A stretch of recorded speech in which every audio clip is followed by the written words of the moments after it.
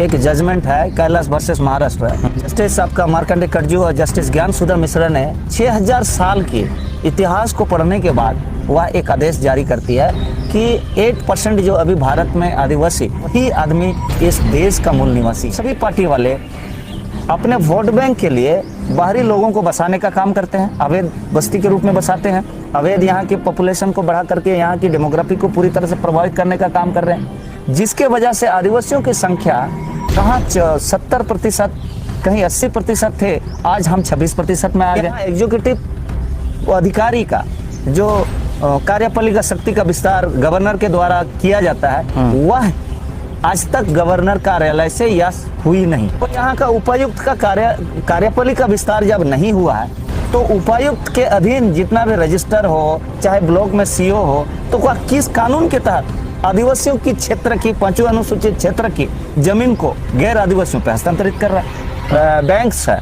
जो वित्तीय संस्थान है, जो यहाँ बिजनेस कर रहा है, तो आदिवासी क्षेत्र में बिजनेस करने का अधिकार उसको राज्यपाल दिए नहीं है। यदि मेरा नुकसान होगा तो वैसे बिजनेस को भी यहाँ पर फलने फूलने की अधिकार नहीं है। यहाँ बैंक क्या करते हैं, बीघा बीघा कई जमीन है, हमको लोन नहीं देते हैं। बाहरी आदमी आते हैं और आलू चौक छाप इसको बोलता है लोकल भाषा में, जिसको नोटरी पब्लिक स्टाम्प, उसका एग्रीमेंट में भी बैंक वाला लोन दे देते हैं। जो आज देखने को मिल रहा है, बड़े बड़े फ्लैट बन रहे हैं और एक फ्लैट में पूरे गांव के पॉपुलेशन वहां पर ठहर रहे हैं, डेमोग्राफी बदल रहे हैं। तो जिम्मेवार कौन हुआ? बैंक्स हुआ, कॉर्पोरेट हुआ, ब्यूरोक्रेट्स हुआ, पॉलिटिशियन हुआ, सारे लोग मिले हुए हैं, सारे लोग को हिस्सा मिलता है, जिसके वजह से स्थानीय पॉपुलेशन को अफेक्ट कर रहा है बाहरी लोगों के द्वारा और इन पदाधिकारियों के द्वारा यहाँ की कानून और संविधान को तख्त पे रखकर आदिवासियों की पॉपुलेशन और उनके अधिकारों का हनन, सारी चीज वायलेशन हो रहा है। और वायलेशन होने के बाद पुलिस यहाँ पर केवल हेलमेट चेकिंग